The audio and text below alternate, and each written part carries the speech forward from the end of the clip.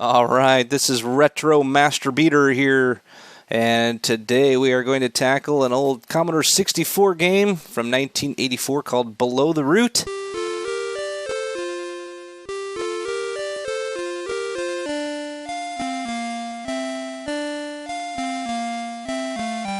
It's a classic Commodore 64 action, adventure, platforming game, but that was really different for its time.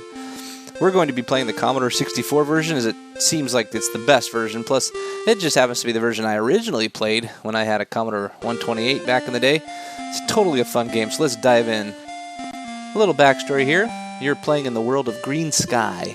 It's beautiful, fertile, covered with lush, enormous trees and plentiful wildlife. But there's two main races, the tree-living Kindar folk and the Erdling cousins, estranged for many years but reunited recently by a gifted spirit boy named Remo.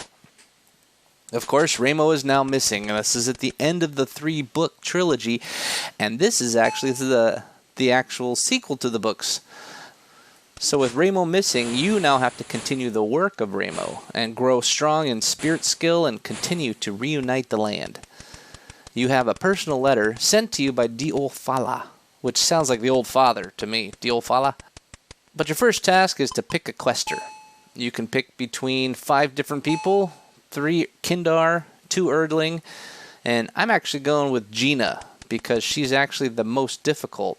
She starts with just 0 in her spirit level, and you have to get to 30 to actually get to the end of the game. So that means you have to find animals and all the special people. There's no skipping around. So we're going to do Gina. She's the oldest girl in the game and also a Kindar. So that means you don't eat the roast lapin, because that's not for Kindar people. That makes them sick.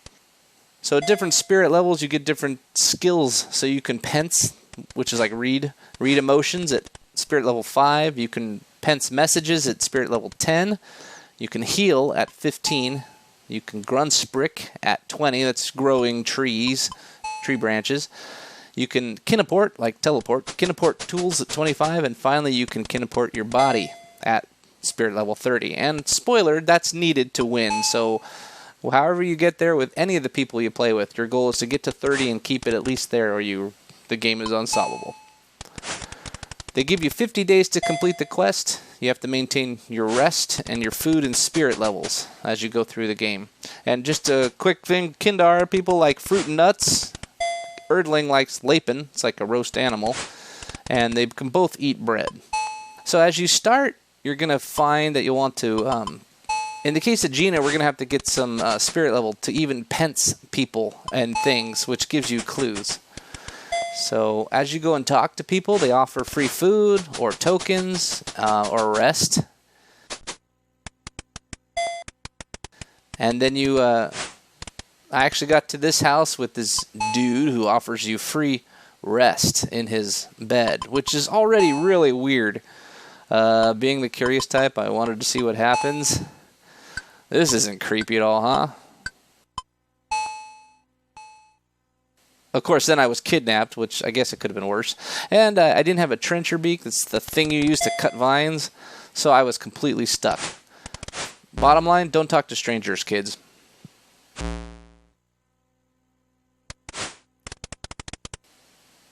Okay, first order of business. Gather some food.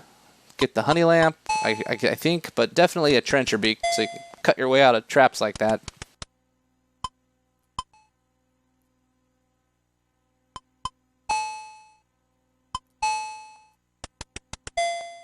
Then I'm going to try and reach the top of the Grand Grund. Now, all these areas of the map are called Grunds, which is like a grouping of trees. The Grand Grund is kind of in the center, and it goes really tall. So I know if you go to the top of the Grand Grund, you can speak to the wise person up there, and it will raise your spirit. But to get up there, you have to be able to cut a path. So that's why we need the trencher beak. So I got the beak, and here we go. I finally made it to the Hermit Diolnisham, and he gives you a blessing.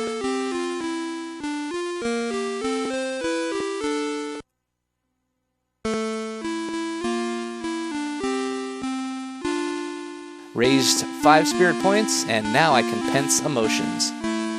At each of the people that raise your spirit, you get a vision which tells the further story of Remo.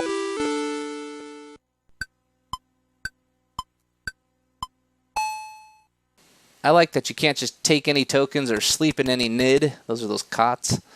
It actually has some morals in here. It doesn't let you take it because it says it hasn't been offered to you. And you can also find houses of the other adventurers. Remember, you pick one of the 5 people? Well, those other 4, even though you're not playing them, actually have homes. And when you find those homes, you can't just go in and steal their stuff. It's very thoughtful of you. So I tested what happens when you run out of rest or food or fall in the water. And apparently you just lose a day. It's a nice way of not killing you completely. But since you have 50 days, it does reduce the potential time you might have and maybe not complete the quest.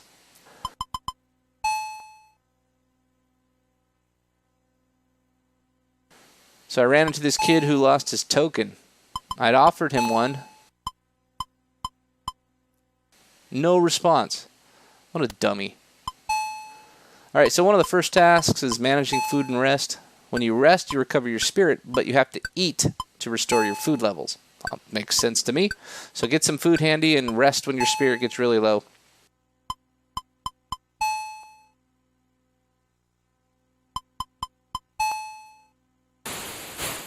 So basically, you should really explore all over all the different tree areas. And this is the fun part.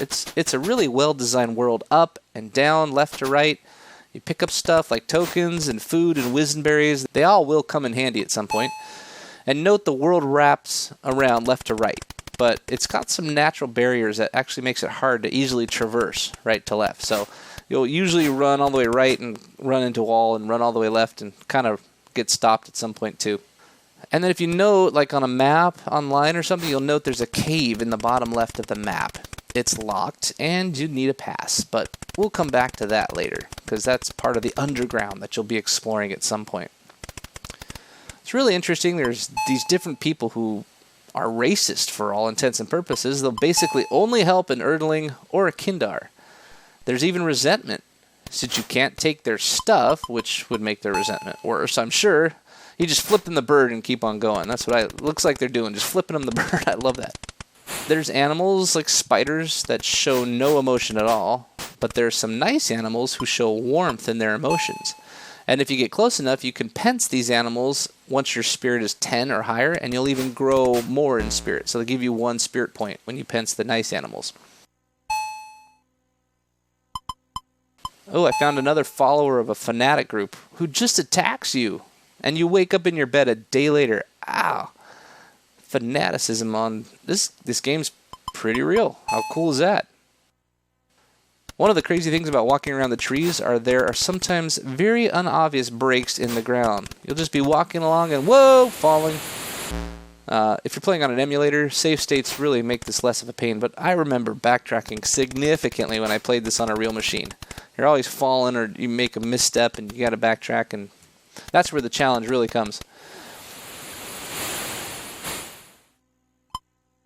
This is a platform-like game, but sure isn't Mario. It's tricky, really, to time everything out just right. It does work, but you can't speedrun this. You take your time. Also has some puzzle elements mixed in, which is really kind of fun.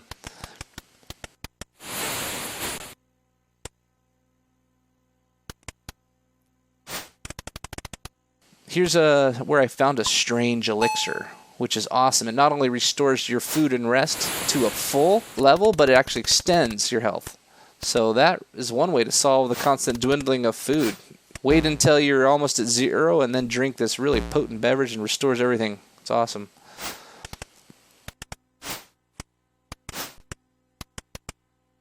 Alright, now I finally made it up to the top of the Sky Grund, but here's only an empty hut. So, I don't know. I guess I have to find some other mystic first, raise my spirit level further. I got these clues that say looking for the wise child. I hear rumors she might be in the garden grunts. So maybe I'll go look for her instead of fooling around here up at the top of the Sky Grund. Alright, here we found the wise child. That was really easy. I could have done that first, actually.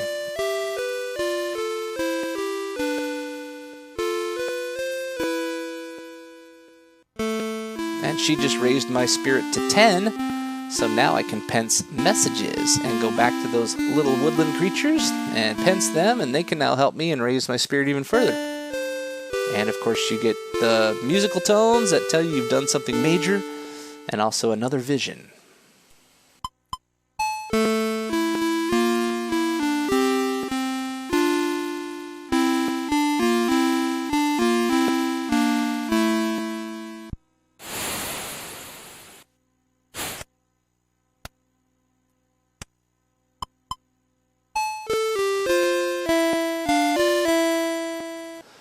Alright, going back up to the top of the Sky Grund again, now that I've got more spirit, now that I have more spirit level.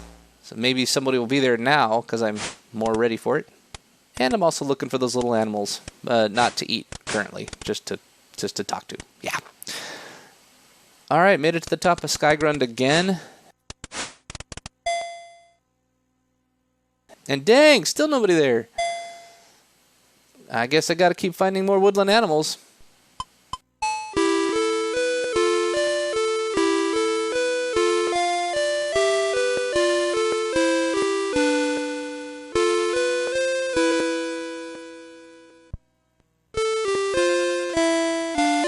Sweet. I found a 5, now I'm at 15 spirit and I can heal myself. Now I get another vision, the third vision, because whenever you get to those major points of spirit level, you get a new vision. Okay, I tried the top of Star Grund for the 3rd time and still nothing. I guess I'm just barking up the wrong tree here. Maybe find more animals to get to 20 spirit? I don't know, but it's time to keep exploring.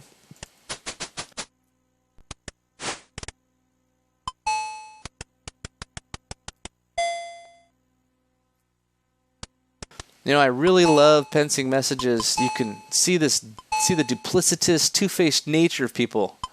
They look like they offer you one thing when you speak to them, but you pense them and they're totally thinking something different.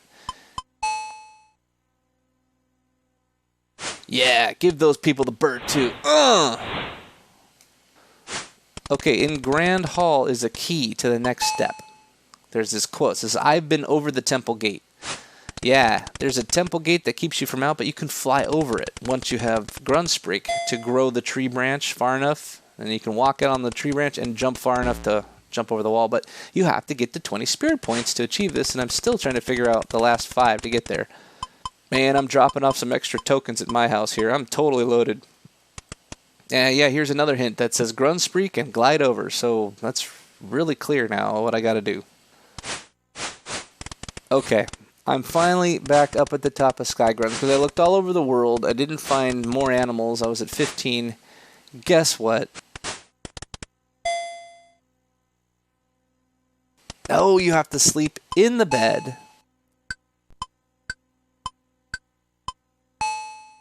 Then when you wake up and try to go out the door, oh, you're in the clouds. I totally forgot that that's what happened. It's so awesome. And here we go. You find Deal Nisham, who gives you another blessing.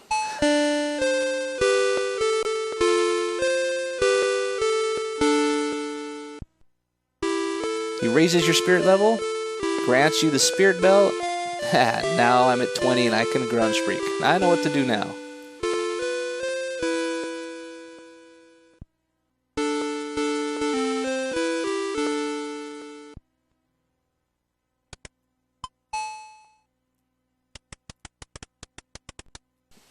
Okay, Temple Grund Assault, here I come. So here you go. You want to find this spot on the map, and you'll have to Grundspreek again and again and again to grow the limb all the way out 10 times, so it goes right to the edge of the screen. When it's at the edge of the screen, you walk right to the edge and jump off the screen, open your Shuba right away, that's that flying thing, and you should be able to just glide from there right over the temple gate and finally into Temple Grunds. I remember this was like a moment, an aha moment like I'd never had when I was playing this for the first time. It was such a cool thing. I was 10 years old when I was playing this game. It was sweet to find that trick. So now after exploring the Temple Grunds, there's at least 2 hidden rooms. There's one in the temple, and another chamber in somebody's little house near the Vine Palace.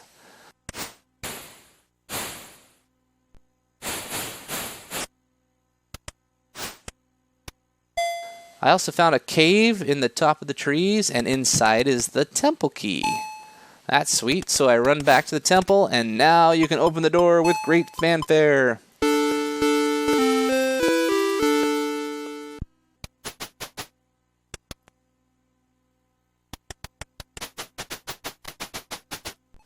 And who should be at the top of the temple, now that you've unlocked it, but you find Remo's mom herself in the top of the temple.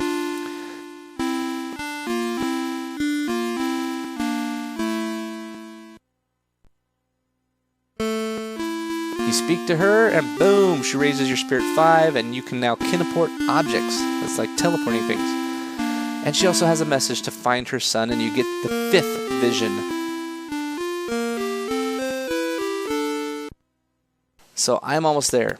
Now I'm going to pick up a few scattered strange elixirs, you know, to have for full restoration of health. And also I'm going to explore the final portion of this Temple Grun tree area.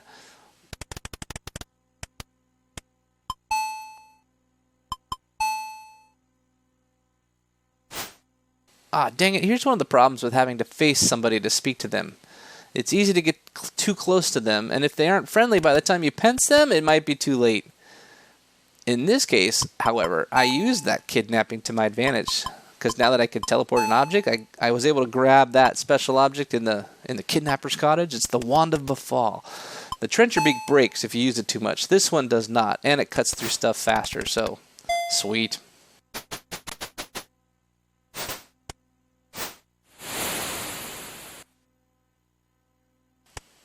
All right, there we go. In this part of the Temple Grund is another cave, and you go in here. Aha! And this is Diofala's key. Now you can open that other secret chamber. And now I have the temple key as well, so I don't have to fly over the wall again.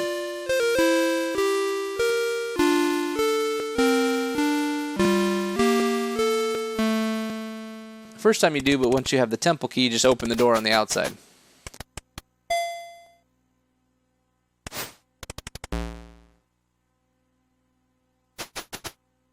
Alright, let's see if this works.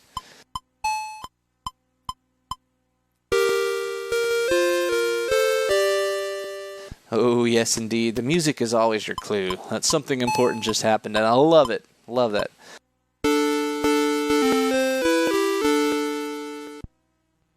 And now I'm in the Chamber of the Forgotten. Chamber of the Forgotten!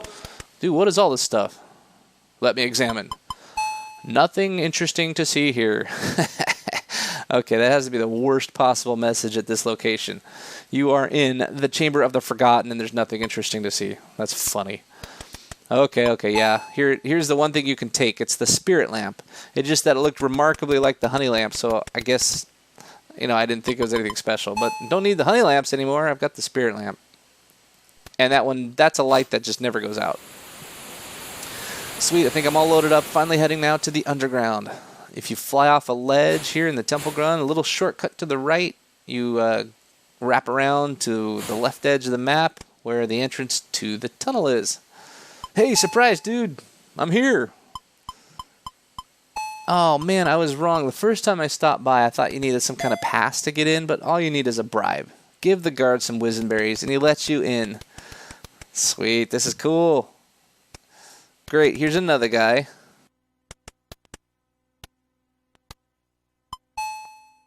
Oh no, he wants a token. Dang it, that's the one thing I don't have any more of. Not in my inventory, at least right now. That's part of that inventory management of this game that I could do without. I could be carrying dozen tokens by now. People are offering me them all the time, but yeah, they're weighted so that you can only carry so many. All right, I gotta go all the way back home and pick up a few things.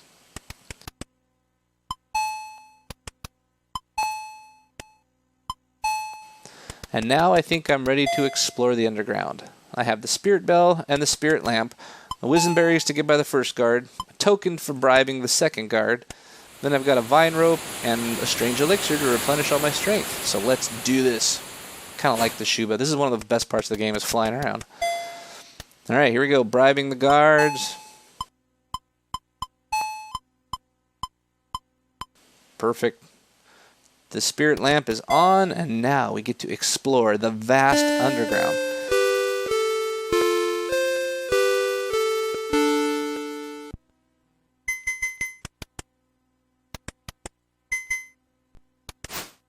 It actually has it's as many screens wide as it is above ground, so it's not just a small little area. It's pretty cool.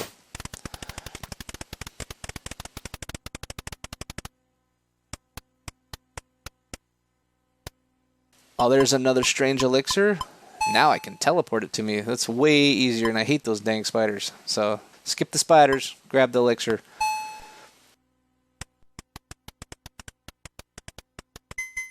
Hey, I found another door.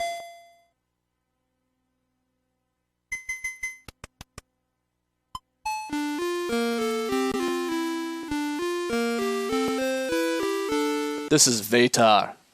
You must confront Vatar. Then, only then, teleportation of your body you can do.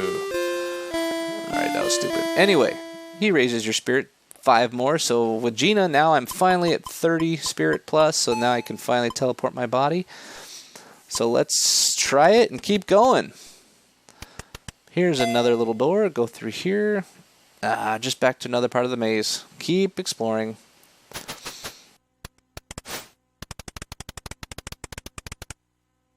After wandering around, I think I just found him. Yep, I passed the bottomless lake. That was kind of a hint because that was a new place. And then I got to this part of the cave, and the spirit bell rings because there's an invisible door. See, without the spirit bell, you might have walked right past it, or you might not even be able to go in. I don't know.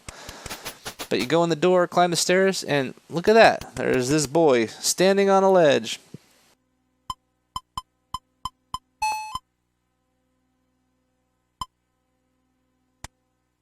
Talk to him. Well, what do you know? It's Remo, and he's scared and he's stuck and he can't get down. If you give him a rope or a shuba, he thinks he can get down, so we do that.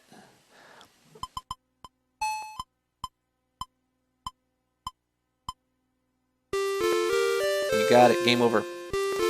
You beat it.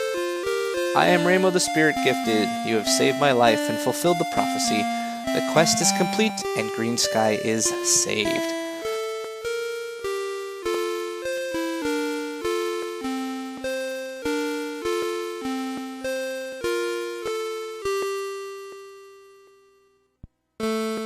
Then it gives you a report. You finished the quest in 5 days. You are a master quester. And that's that. This really is a terrific game. I actually did beat this as a kid. I drew out my map. They give you a piece of paper with the game. You can draw your map in on the piece of paper. But this time around with a map from the internet, it really helps speed things up. Just less wandering around aimlessly and gives you a chance to really go for the things that look interesting. And, of course, save states with an emulator takes monotony out of it all. I definitely recommend playing this. It's totally worth it. It's old school, but it's really fun. It's a really great game. One really quick note, you can kill people with the wand. Even Remo.